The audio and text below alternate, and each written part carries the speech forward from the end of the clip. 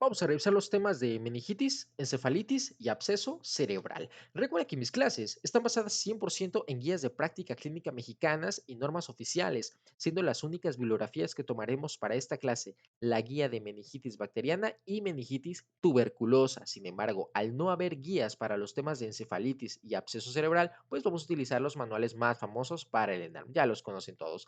Tenemos dos definiciones que nos ofrecen las GPC. La primera es de meningitis bacteriana aguda y la segunda es de meningitis tuberculosa. Vamos a matar dos pájaros de un tiro. Entonces, meningitis bacteriana aguda es una reacción inflamatoria debido a la presencia de bacterias en el espacio subaracnoideo. Recuerda que este líquido debería de ser completamente estéril de manera normal y cualquier agente patógeno que llegue al mismo pues va a causar una reacción inflamatoria. En cuanto a la tuberculosa, pues para empezar tienes que recordar que la principal vía de diseminación de la TB pues es linfática, ¿vale? Posteriormente se hace hematógena cuando ya no es posible contener la infección. Por lo tanto decimos linfohematógena, siendo la forma más grave de las tuberculosis, que a diferencia de la bacteriana aguda, ojo con este datito, el curso es subagudo o crónico. Su mismo nombre lo dice, meningitis bacteriana aguda. Recuérdalo perfectamente. Representa el 1% de todas las formas de tuberculosis, contando en un 30% de todos los casos de meningitis tuberculosa, 30% de mortalidad y teniendo un mayor riesgo de adquisición en el primer año. Ahora, hablando específicamente de los pacientes que van a desarrollar meningitis, tenemos que identificar pues cuáles son los microorganismos más frecuentemente implicados en los distintos grupos étnicos.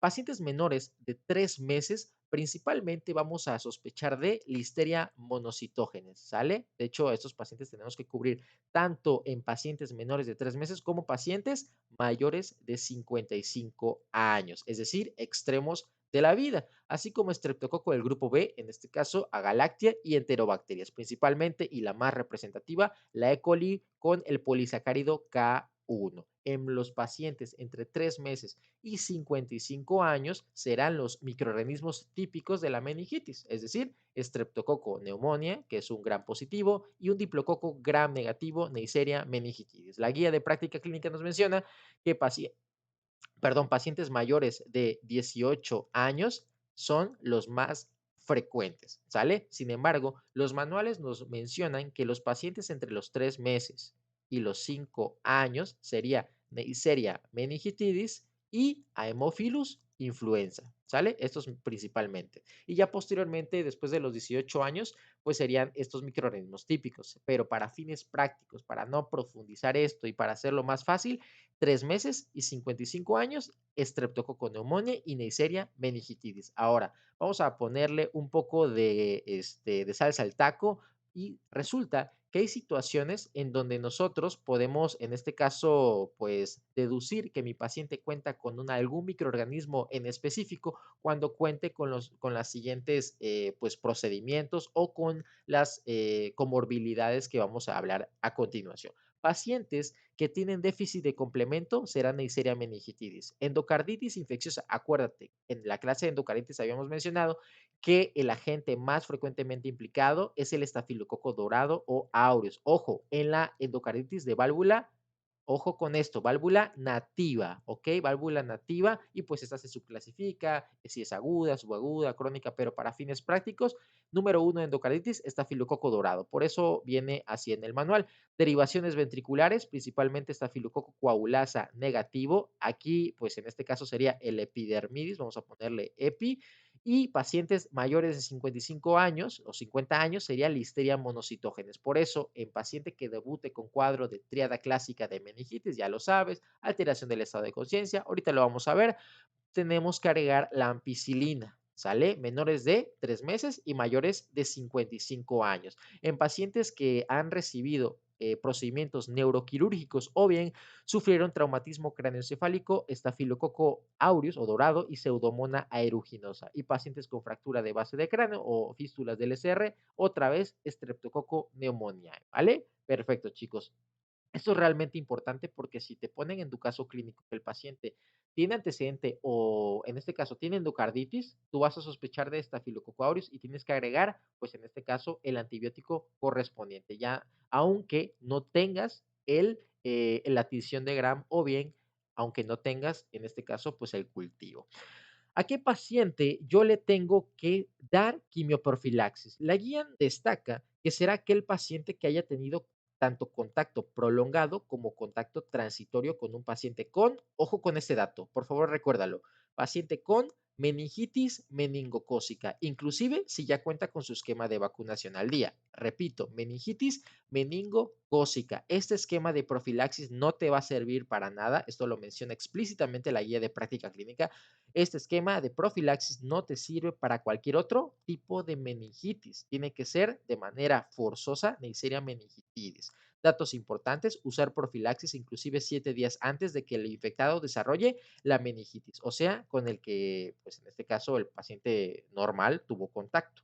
Los fármacos usados para la profilaxis son cualquiera de estos. La guía no menciona superioridad de uno a otro, así que cualquiera puede ser utilizado.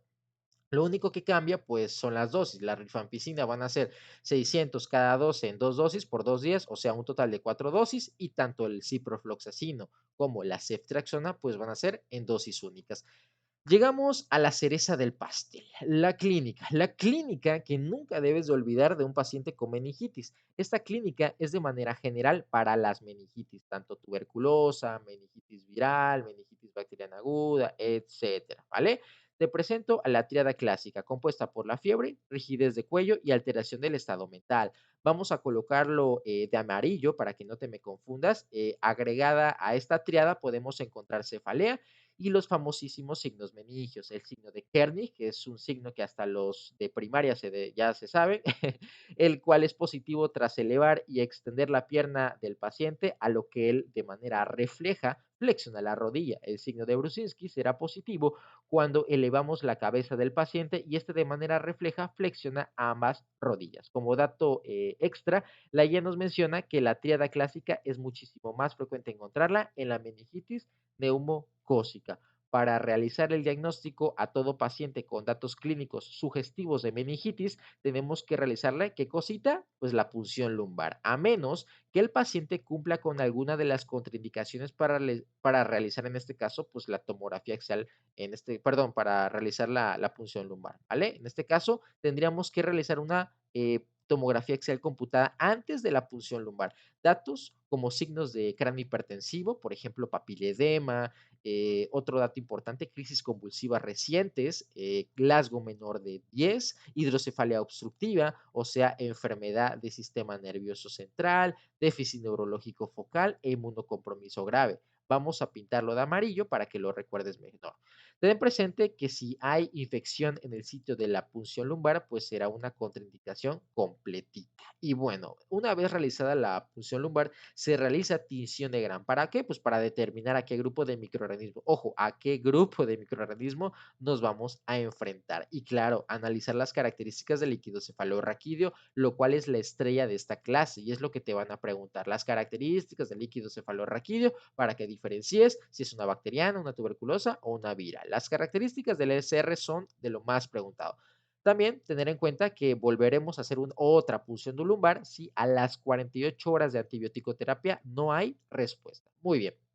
Ya tenemos nuestro líquido cefalorraquídeo. Ahora vamos a evaluar sus características y esto conforme a los siguientes criterios. Más que nada para diferenciar si estamos ante una meningitis bacteriana, tuberculosa o viral. Vamos a colocar nuestros parámetros base y revisemos. Al existir bacterias en el líquido cefalorraquídeo, se produce un infiltrado de leucocitos, un infiltrado leucocitario, tanto en las bacterias como en las micobacterias, o sea, en la tuberculosis. Y es por eso que la apariencia del líquido cefalorraquídeo pues va a cambiar. ¿A qué apariencia? Pues a una apariencia turbia. En la viral es claro, descrito también como en agua de roca, esto igual es muy importante. La presión de apertura, pues en este caso va a estar aumentada en las tres. En cuanto al infiltrado celular, en la bacteriana hay más de 1000 células por milímetro cúbico, siendo en su mayoría, en este caso, polimorfonucleares. Ojo con ese dato, bacteriana, más de 1000 células a expensas de polimorfonucleares. También lo puedes encontrar como neutrófilo, realmente es lo mismo típicamente mayor al 60% del infiltrado celular. ¿Sale? Esto es muy importante. En cuanto a la tuberculosa, son un poco menos de células, pero el dato distintivo es que el infiltrado no va a ser de neutrófilos, no va a ser de polimorfonucleares, sino de qué? Pues de linfocitos. La viral tiene menos de 1000 células. Dato importante es que va a ser a expensas de linfocitos también, ¿sale? Esto es muy importante también tenerlo en cuenta. Entonces, dato importante de la meningitis tuberculosa es la presencia de proteinorraquia, de 500 a 5000, a diferencia de las otras, que sí están aumentadas, pero no tanto como la tuberculosa. Y por último, si la presencia de bacteria, pues, ¿qué tenemos? Pues va a descender la glucosa. ¿Por qué? Porque resulta que a las bacterias les encanta comer glucosa, les encanta el azúcar, tienen que subsistir. ¿Y cómo lo van a hacer? Pues tragándose la glucosa, pues en este caso de tu paciente. A diferencia de la viral, que como tú sabes, pues el virus pues no necesita glucosa. La guía de práctica clínica menciona otras pruebas. Te coloco por el simple hecho de que vienen en la misma, pero no las tienes que recordar, solo léelas y conócelas realmente. Ahora, llegamos a la salsa del taco, al tratamiento de la meningitis bacteriana. Antes que nada, recuerda que si tu paciente sufre un retraso para realizarle su punción lumbar debido a que quizá tenga alguna contraindicación y se retrasa 1 hora o más, no podemos retrasar el tratamiento. O sea, tenemos que darle duro contra el muro a esas bacterias, ¿sale? Sea la bacteria que sea, tenemos que iniciar la antibioticoterapia. Si no, imagínate, se te va a morir tu paciente. Acuérdate de las complicaciones de la meningitis. Entonces, chicos, tratamiento empírico en adultos de primera línea, cefalosporinas de tercera generación, ceftriaxona o bien cefotaxime. En segunda línea tenemos a este carbapenémico, el meropenem o bien el cloranfenicol. En cuanto al tratamiento adyuvante, la dexametasona, este potente reductor de la respuesta inmunitaria y por lo tanto de la inflamación, es usado. Según la GPC, solamente en pacientes que cuenten con sospecha o confirmación de meningitis neumocócica. Repito, meningitis neumocócica. La vamos a utilizar al mismo tiempo de inicio de la antibioticoterapia. No se puede utilizar si el paciente ya había iniciado la misma. Tampoco podemos utilizarla si se trata de otros microorganismos. Si te dicen que es otro microorganismo, no puedes utilizar esta dexametasona.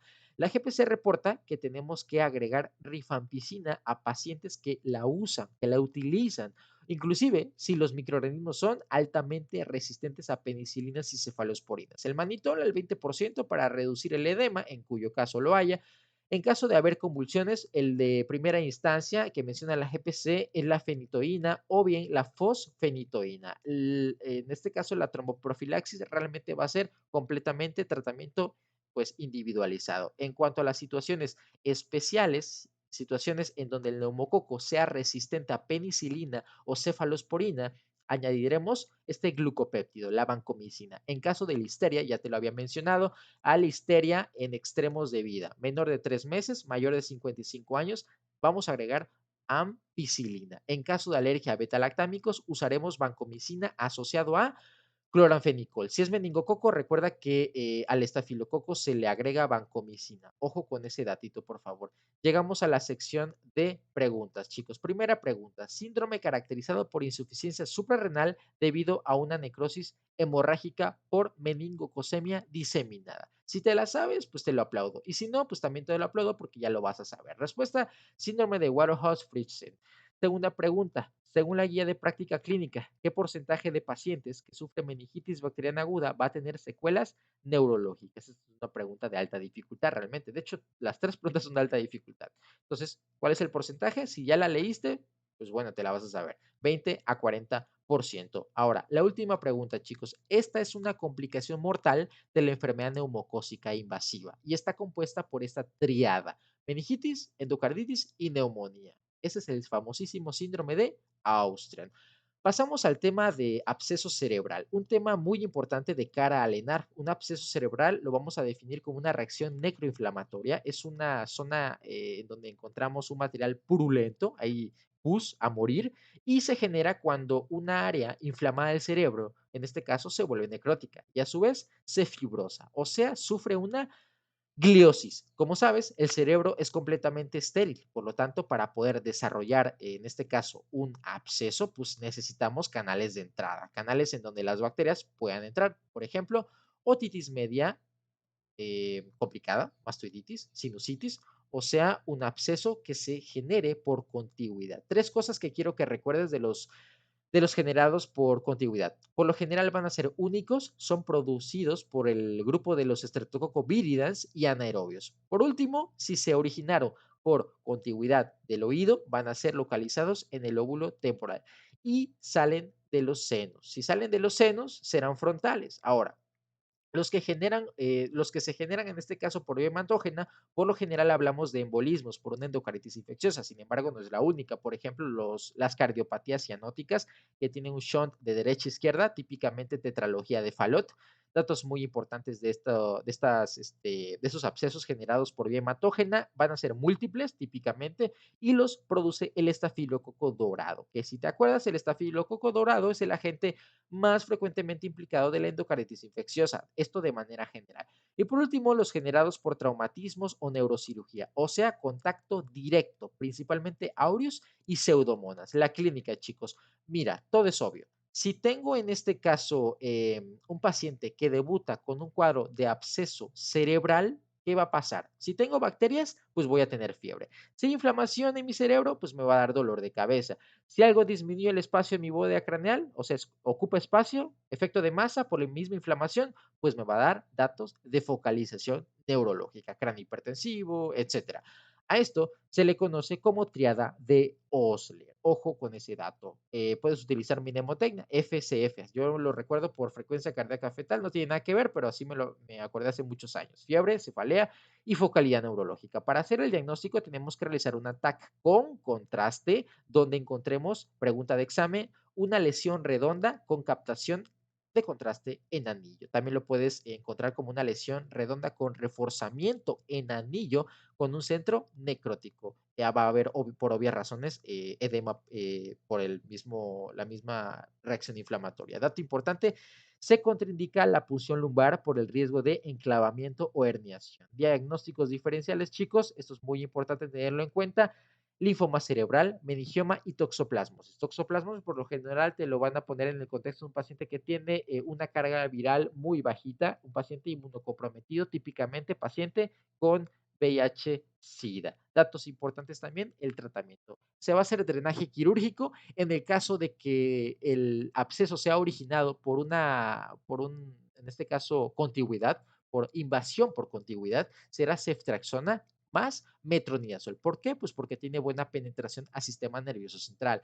En el caso de que haya generado, en este caso, el absceso sea generado por un traumatismo, cirugía, cefepima más vancomicina y dexametasona en el caso de que haya edema o riesgo de enclavamiento. Terminamos con encefalitis, chicos. La encefalitis es la inflamación para fines prácticos del parénquima cerebral, que por lo general es de etiología viral cuando hablamos de encefalitis esporádica, específicamente por el virus del herpes tipo 1.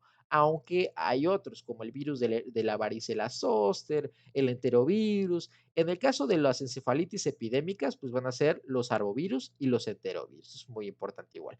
Pero vamos a enfocarnos a lo más común.